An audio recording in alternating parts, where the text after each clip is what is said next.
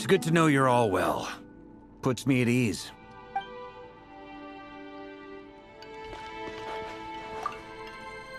I have confirmed that you are all in good health. With that, my work is now complete. Congratulations are in order.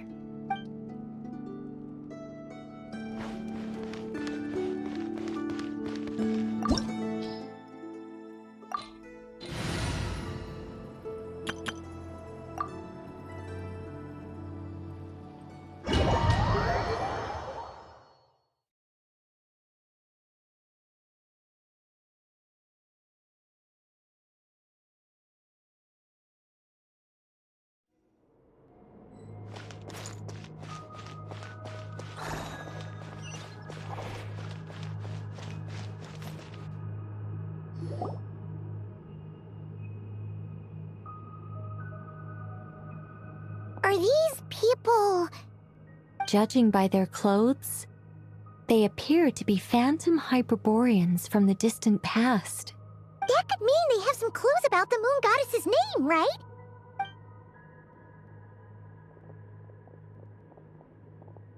Hey there! Could you tell us what the moon goddess's name is? Sorry. That's probably a weird question, huh? How do we explain this? The moons are long gone, and their goddesses are dead. Their names no longer mean anything. When a new moon goddess is born, we will surely know her name. We have used every last resource at our disposal. All that remains is to wait, patiently and quietly.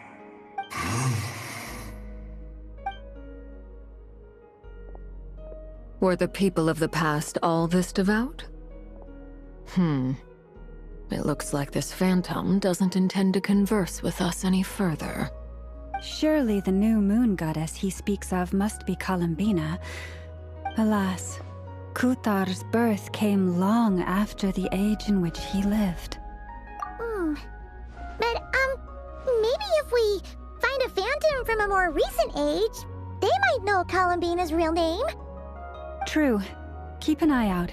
We should be able to tell which era they're from by the clothes they wear. Yeah, you've been pretty talkative this whole time. What changed? Oh, nothing. I'm fine. You all make good points. When the Hyperboreans speak of moon goddesses, they mean the three from truly ancient times. I can't imagine they would know anything about our current moon goddess. There once was a time when the moon goddesses blessed them greatly and protected them from harm. So, when the war between the gods and dragons plunged the world into chaos, it seems they looked once more to the moons for help, praying for a new goddess to be born. Yeah, that checks out. Let's continue on. Who knows what else we may discover.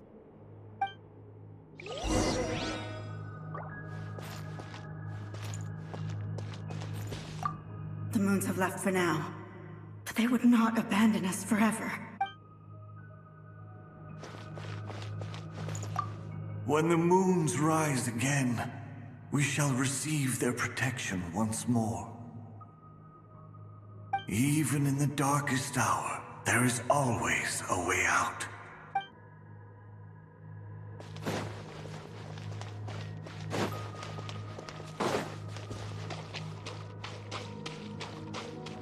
There's a door blocking this path!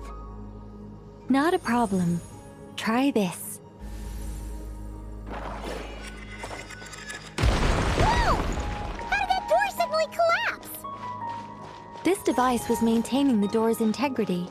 Remove the core, and the device stops working. Is this our destination?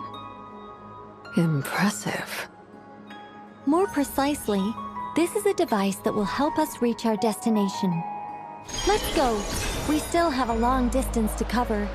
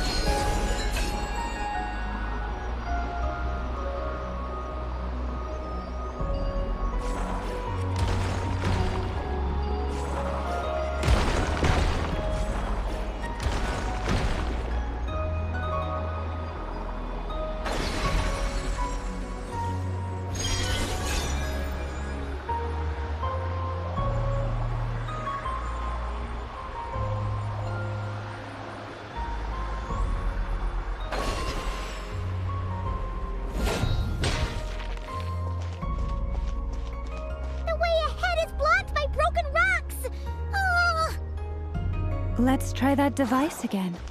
Remember the door from earlier?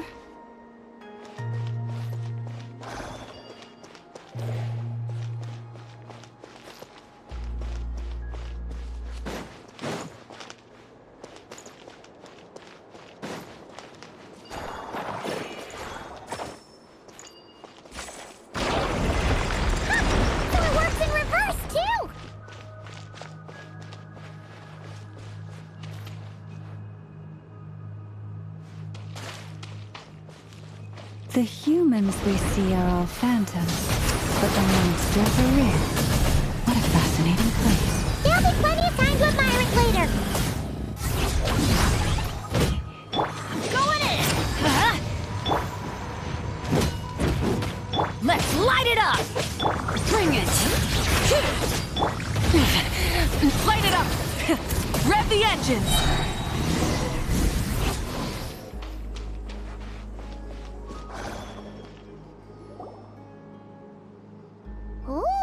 There's a whole bunch of artwork in here.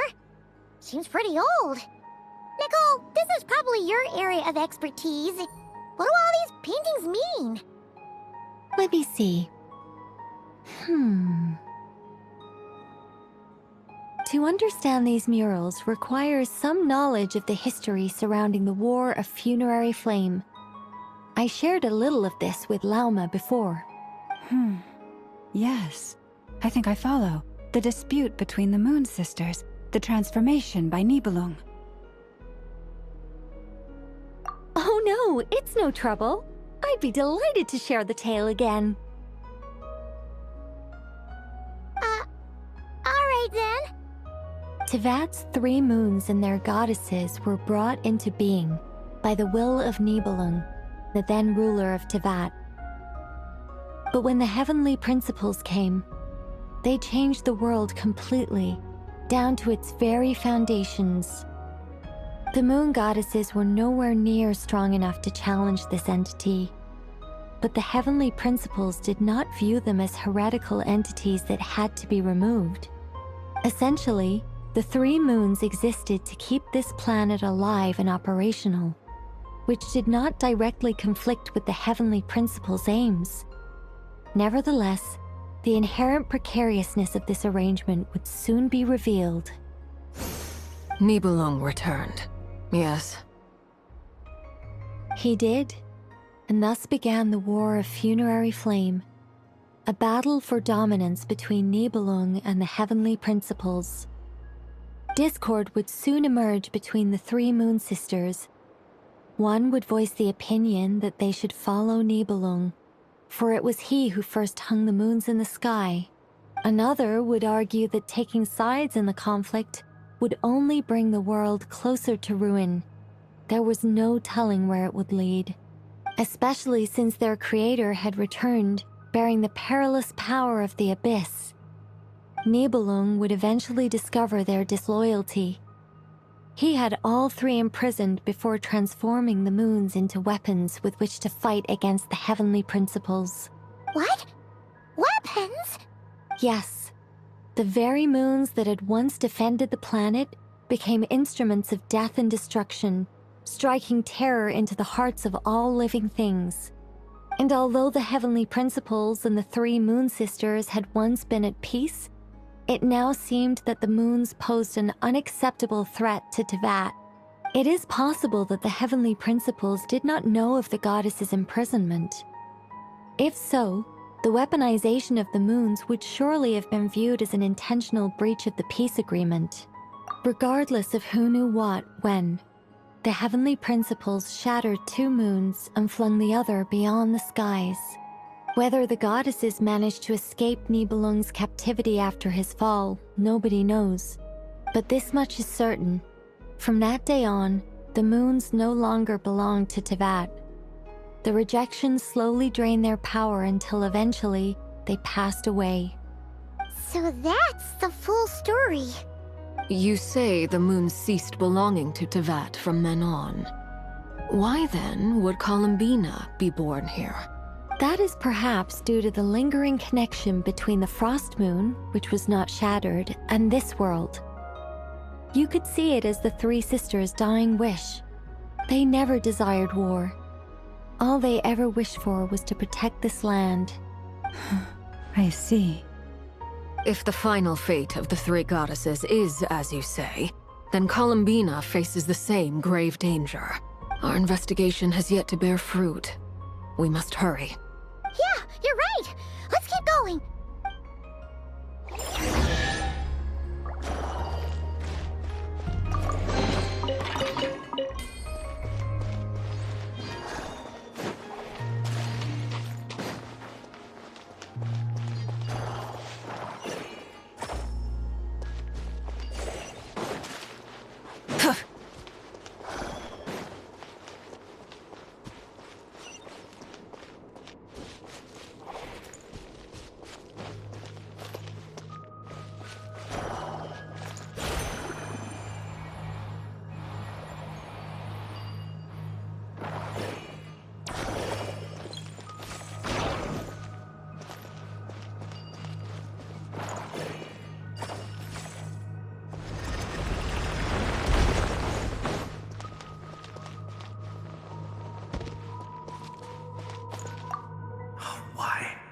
Why do the creators of this world no longer show mercy upon their people?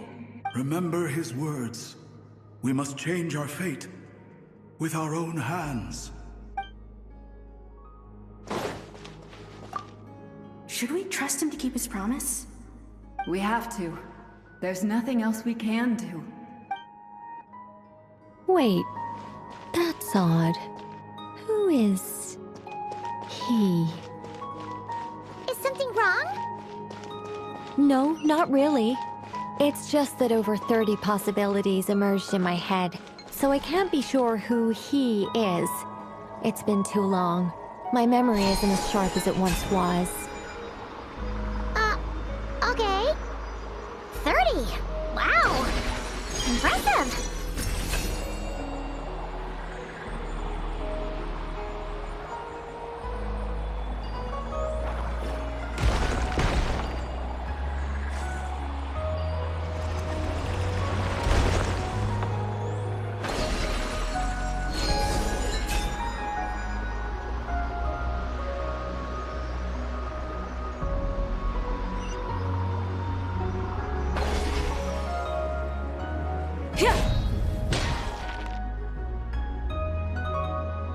We're finally here! Guessing we'll need to activate this thing? Indeed. I was a little worried about that at first, but as we got closer, I sensed that the Kuvaki within it flows unimpeded. It should be functioning normally. The only issue is how to activate it.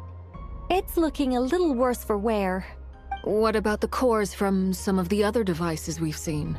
Can we repair it using those? In all likelihood, yes. I imagine that would have been the Hyperborean's backup plan. Let's look for some cores.